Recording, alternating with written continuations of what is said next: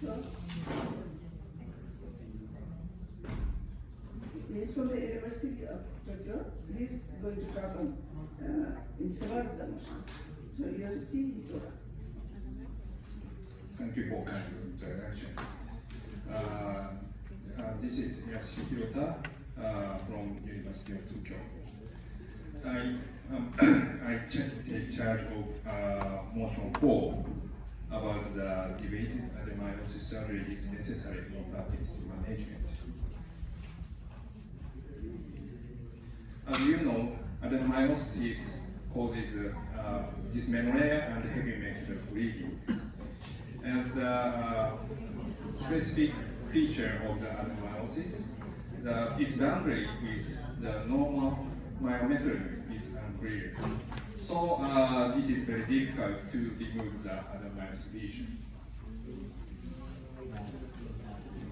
This slide shows the possible theories of the origin of the adenomyosis in the current condition.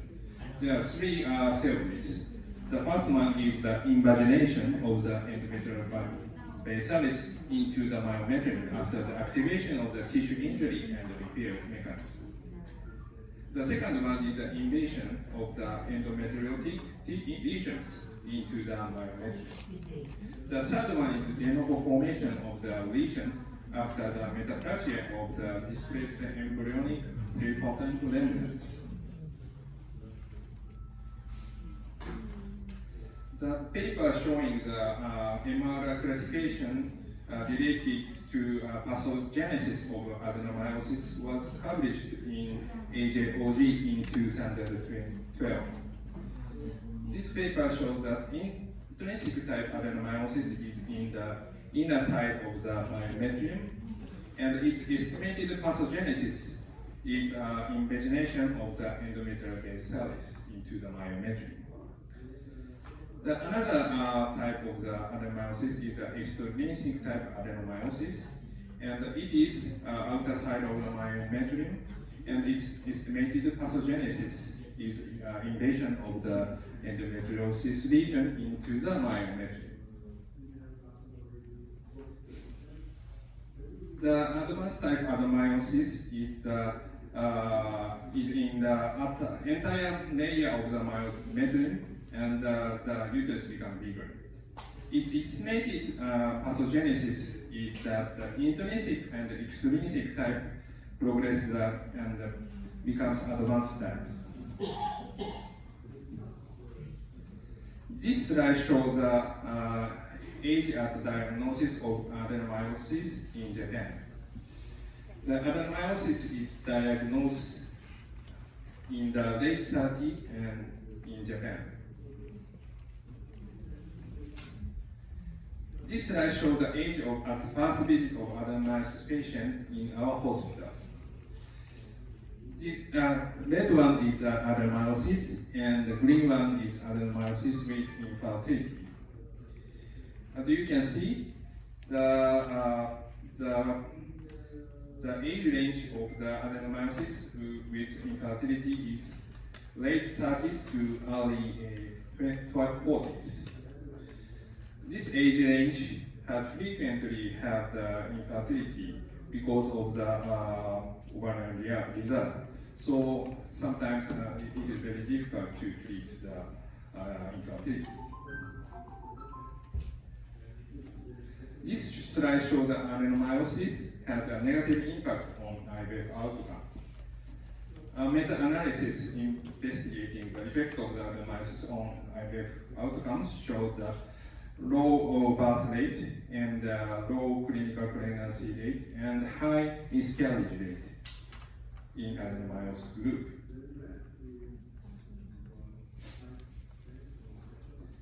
This slide shows that adenomyosis has a negative impact on IVF outcome in our hospital. Low implantation rate, low clinical pregnancy rate, and high miscarriage rate are shown in the symptomatic adenomyosis.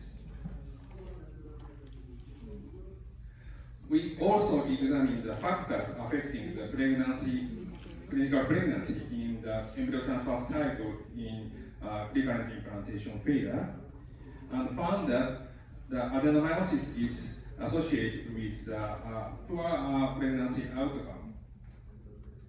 These findings indicate the presence of adenomyosis is negatively associated with the pregnancy outcome in recurrent implantation failure.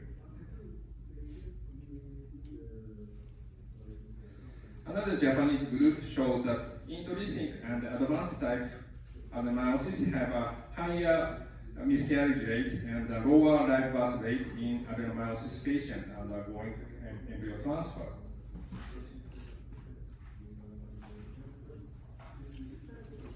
We also examine the effect of the type of adenomyosis on the pregnancy outcome. In our hospital, there are few patients of the intrinsic type adenomyosis, so we compare the intrinsic and advanced type adenomyosis. We found that the low pregnancy rate and high miscarriage rate and low birth rate in advanced type adenomyosis compared to extrinsic type adenomyosis. We also examine the cumulative live birth rate in the extrinsic and advanced type adenomyosis. We found that the advanced type adenomyosis has a lower cumulative live birth rate than extrinsic type adenomyosis in the frozen embryo transfer patient with adenomyosis. This slide shows that the advanced type adenomyosis is linked to the recurrent implantation failure.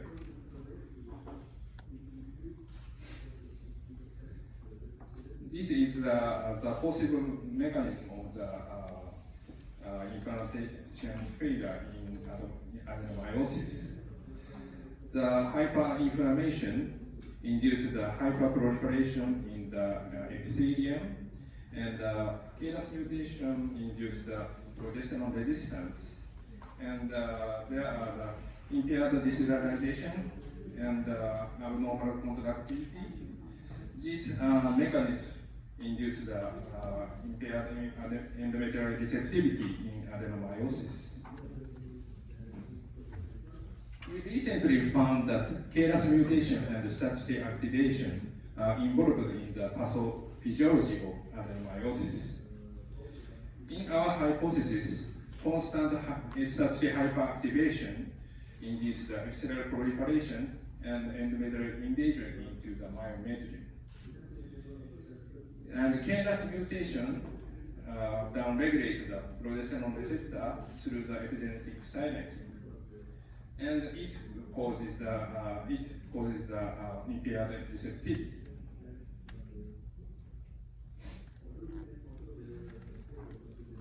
The previous study showed that administration of GnRH agonist 2 months before frozen soul embryo transfer cycle increase the implantation rate, clinical pregnancy rate, and reduced miscarriage rate compared to no GnRH agonist treatment. And another study showed that administration of GnRH agonist before frozen soul embryo transfer cycle did not improve the pregnancy outcome compared to no GnRH agonist treatment. These findings suggest that the effect of the GnRH agonist treatment on embryo transfer outcome in patients with adenomyosis are controversial in the current condition. Meta-analysis of the frozen embryo transfer outcome in IVF patients with adenomyosis treated with GnRH agonist before embryo transfer is shown here. The difference of the clinical pregnancy and miscarriage are comparable between the GnRH agonist pretreatment and the no pretreatment. We examined the embryo transfer outcome in adenomyosis patients pretreated with GnRH agonist in our hospital. We found that live birth rate are comparable between the GnRH treatment and no pre-treatment. So we think that the pre-treatment of the GnRH agonist before embryo transfer has no benefit in the current condition. So the option of the treatment is adenomyoectomy. There are two types of adenomyoectomy. One is complete and another one is partial adenomyoectomy. Several surgeons use the several techniques as shown here.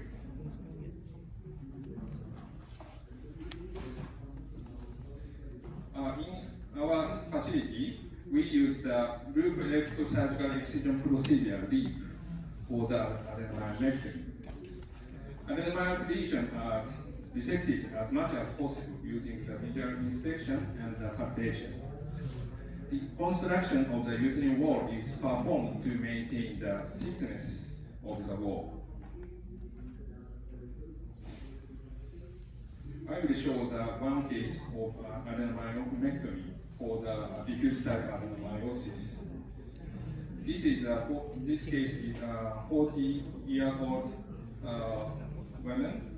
History of the 3 miscarriages within 10 weeks of gestation, and also have a DVT history during the infertility treatment. Her chief complaint severe dysmenorrhea with heavy menstrual bleeding.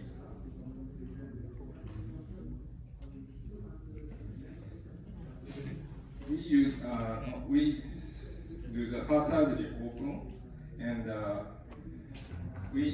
before the dissection of the adenomyosis, we use vasopressin injection and tourniquet method to reduce the bleeding. And we dissect the adenomyosis as much as possible. The important thing of this surgery is that keep the uterine cavity intact.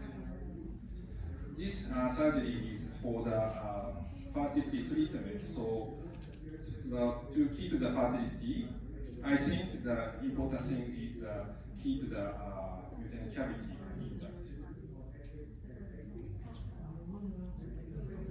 We use the LEAP method to resect the adenomyosis.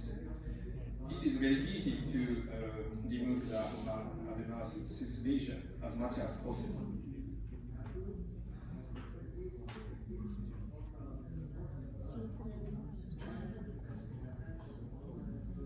After removal of the adenomyosis, we reconstruct the uterine wall. Another important thing is keep the myometrial thickness. To avoid the uterine rupture after post-surgical pregnancy, it is very important to keep the myometrial thickness.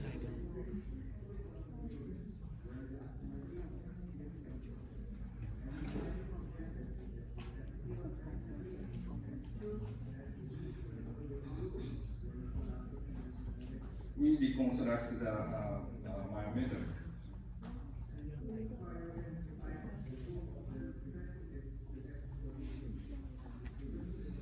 This slide shows the improvement of the dysmenorrhea and heavy menstrual bleeding after adenomyoectomy in our hospital. And dysmenorrhea and heavy menstrual bleeding are significantly reduced after the surgery.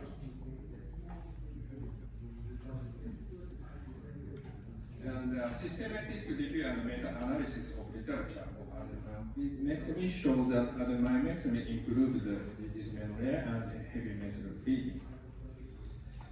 In comparison of the recurrence rate and de-intervention rate in adenomyoectomy, uterine artery embolization, and focused ultrasound therapy, adenomyoectomy is superior in recurrence rate and de-intervention rate.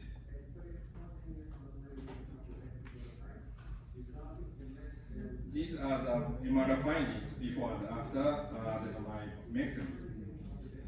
3 months after surgery, there are no obvious residual adenomyosis, but a slightly irregular shaped myometry. There are no thinning of the myometry. When we use the enhanced MRI, we can detect the blood flow. 3 months after the surgery, there is a defect of the blood flow in the uterine fundus. After follow up the MRI, 2 months after surgery, the defect of the blood flow recovered. We also use the hysteroscopy to check the condition of the intrauterine cavity. There is sometimes there is a defect of the endometrium, but the follow-up hysteroscopy we can check the reduction of the endometrial defect. So after the recovery of the endometrial condition, we allow the patient to conceive and do the infertility treatment. This slide shows the pregnancy outcome of infertile adenomyosis patient after the adenomyotomy in our hospital. The clinical pregnancy rate is 33%, and the miscarriage rate is 50%, and ongoing pregnancy rate is 28%. However, it should be emphasized that placental percolator and preterm birth less than 28 weeks of gestation occurred in 80% of ongoing pregnancy. This suggests that pregnancy management at the advanced perinatal facility is necessary after surgery.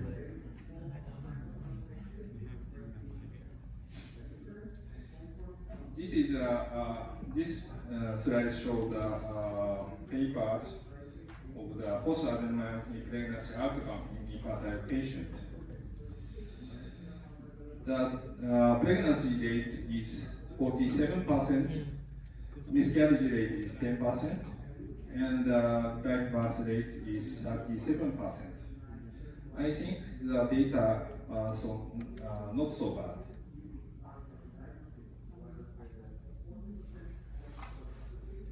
And several papers investigate the factor involved in the pregnancy outcome after the myomectomy, and found that older age and low AMH levels are associated with the lower clinical pregnancy rate after adenomyomectomy. So the ovarian reserve of for the adenomyomectomy patient is very important to for the prognosis of the pregnancy outcome after adenomyomectomy. Recently, there is some papers showing the effect of the adenomyomectomy on pregnancy outcomes. Miscarriage rate was reduced in the patient with adenomyoma by adenomyomectomy, and miscarriage rate was decreased and live birth rate was decreased by adenomyomectomy, reported by the Japanese group. Also, the meta-analysis of the embryo transfer outcome in adenomyosis patient with and without adenomyectomy demonstrated the high clinical pregnancy rate is high in adenomyectomy compared to the non-surgery. So, when we do not do the adenomyectomy, how is the perinatal complication in pregnant patient with adenomyosis? We examine the influence of the adenomyosis on perinatal complication in our hospital, and we found that miscarriage, preterm birth, preeclampsia and placental malposition increase in the adenomyosis patients. So when we do adenomyomectomy, the risk of the how about the risk of the perinatal complication in patient with adenomyomectomy? We examine the our patient data and found that preterm bone, preeclampsia, and small core gestational age significantly reduced in patients with adenomyomectomy compared to those without the adenomyomectomy. Instead, the placenta apparatus spectrum pace is significantly increased in the patient with adenomyomectomy. So adenomyomectomy has an advantage and disadvantage in post-surgical pregnancy. We also evaluated the 11 cases of pregnancy after adenomyomectomy in terms of the placenta apparatus spectrum pace. We found that the endometrial defect before pregnancy, diagnosed by the hysteroscopy, is increased in the pace cases compared to the no-pace cases. So we think that the intrauterine condition before surgery, before the pregnancy is very important for the occurrence of the placenta apparatus spectrum.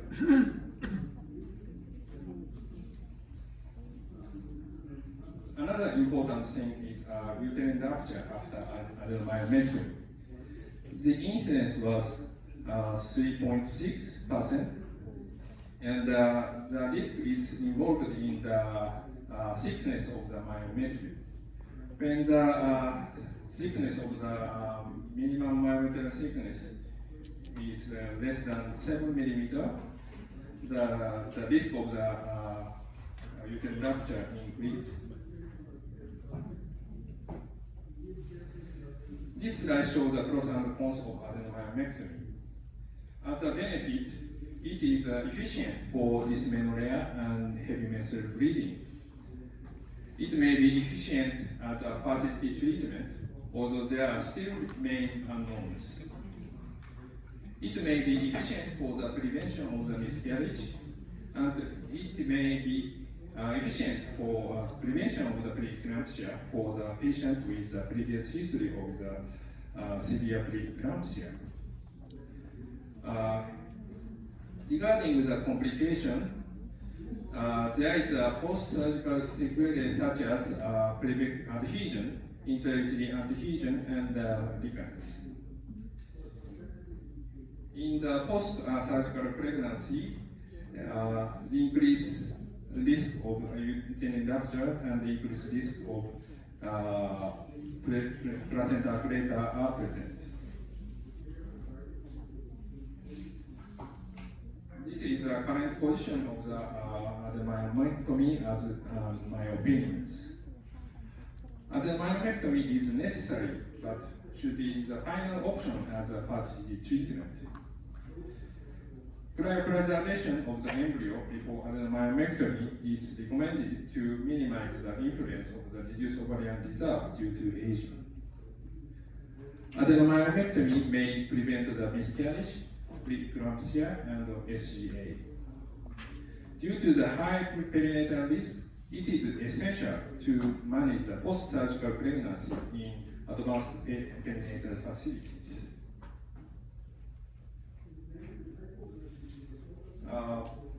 IFS World Congress 2025 will be held in Tokyo next April. We put the pamphlet of the IFS World Congress 2025 in front of the exhibit. So please take the one seat in each everybody. So thank you for listening.